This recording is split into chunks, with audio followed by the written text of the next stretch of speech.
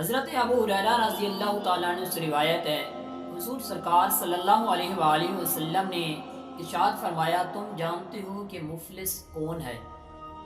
عرض کیا گیا کہ مفلس وہ ہے جو تہی دامن ہو، اس کے پاس مال و متاع نہ ہو، یعنی جس کے پاس سامان اور کوئی مال نہ ہو اس کو مفلس کہتے ہیں۔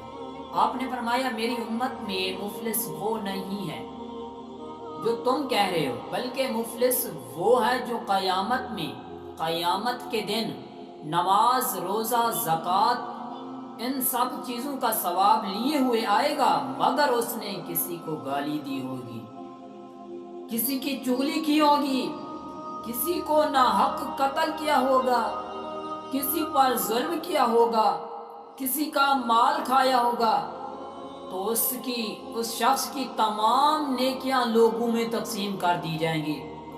جب نیکیاں ختم ہو جائیں گی تو تب دوسروں کے گناہ اس پر ڈال دیے جائیں گے۔ اللہ اکبر! جن کا اس نے گناہ کیا ہوگا پھر وہ جہنم میں ڈالا جائے گا۔ اے انسان،